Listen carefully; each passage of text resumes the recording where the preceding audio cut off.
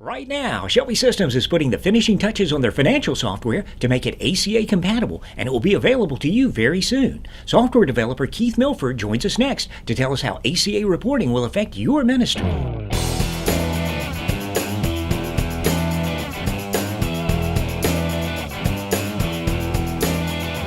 Welcome to a bonus edition of Shelby Podcast on ACA reporting. Joining me today, very busy guy, Keith Milford, software developer. Keith, I know you've been working hard making the Shelby financials ACA compatible. Why don't you start off by telling us a little bit about yourself? All right, my name is Keith Milford. I'm a software developer here at Shelby Systems, and I'm married, have a stepson, and an Aussie Poodle mix. All right, Keith, let's get into the nuts and bolts of ACA. Why don't you start off by telling us what it stands for, who it will affect, and how it will affect the ministries in the U.S.? Well, ACA stands for the Affordable Care Act, and it will affect those employers who have 50 or more full-time equivalent employees, or those employers that are self-insured. Well, you've probably heard of the Affordable Care Act, and what you will be required to do if you are one of those employers is to file health coverage information to the government. I'm sure our customers are going to be asking themselves this about now. What exactly do Shelby customers need to do to get ready for ACA regulations? My first piece of advice would be to go to the IRS website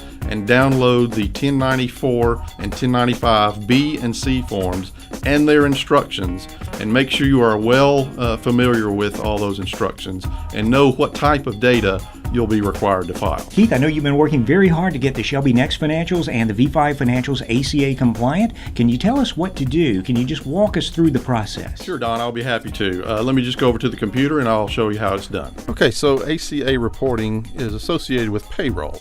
So here we are in the payroll screen, and it'll be a report, so it'll be on these reports submenu here. And this is the ACA reporting screen, and of course, since this is the first year we'll be offering this service, the only calendar year will be 2015. But this screen basically just has the information for the company that is in context. Press continue, and it will direct you to the ACA website. Now, when you first come to this ACA website, you'll be asked two questions. If you are a company that has 50 or more full-time equivalent employees, or are you self-insured? And if you can answer no to both of those questions, you don't have to file to the IRS.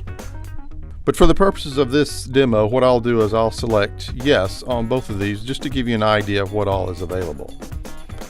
Now, when you answer yes to these questions, you'll be asked other questions that'll help you fill out the IRS forms.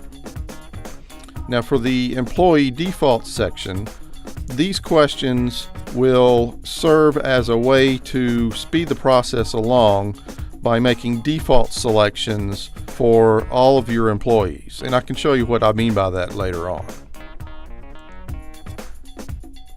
Okay, this is the employee screen. And if you are an employer that has 50 or more full-time equivalent employees, what you'll need to do is specify the offering coverage for each individual employee you have for each month. Or if it is the same for all 12 months, you can just enter this line here. If you are a self-insured employer, what you'll need to do is specify for each employee all of the covered individuals for that employee and the months of coverage they were covered. Now, if you are an employer that has 50 or more full-time equivalent employees, you'll also need to fill out this screen. This screen, you'll specify the minimum essential coverage offered for each employee and the full-time equivalent employee count and the total employee count.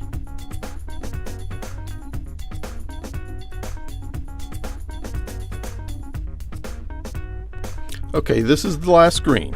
On it, you'll be filling out just a little bit more information, and you can then either select to print the report or e-file. For the purposes of this demo, I'll just do a print.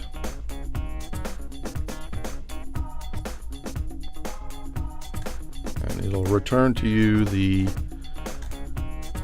PDFs. And there is the 1094C form.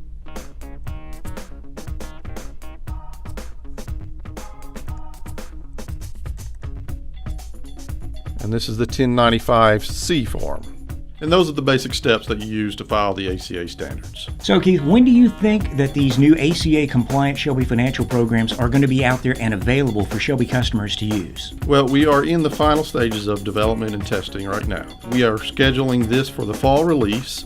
It will be released just like any other release that you have. You'll receive a notification and an email, and it'll be available for download. The ACA compliant programs will be inside that fall release, and we are scheduled to have it released by Thanksgiving. So is there a document out there that our Shelby customers can maybe take a look at that can show them how to be ACA compliant and file their information with the government? Yes, we do have a document, and it will be available for you at the bottom of this podcast. It'll have things in it such as a link to the IRS website so that you can calculate the number of full-time equivalent employees you do have. It will help you find out which form that your ministry will need to use. So if you're somebody that learns by reading, you could probably use this document. If you're more visual in nature, then you can use the video that we've recorded. Keith, I know you're a busy guy. Thanks for taking the time to join us today. I'll let you get back to your work, but before you go, is there anything else you'd like to say to our customers about ACA? Maybe give them a tip they can use. There is no time like the present. Get started now. Do not wait. There is no easy button for this ACA filing, and I strongly recommend that you start now to gather the data and learn exactly what types of data that you're going to need to use. To learn more about the Affordable Care Act, just visit the website that you see there on the screen. To read the document that Keith mentioned in the show, click the link below. And remember that Shelby Systems is standing by to answer your ACA questions. Feel free to contact our support department via phone, email, or just visit the community. We look forward to serving you.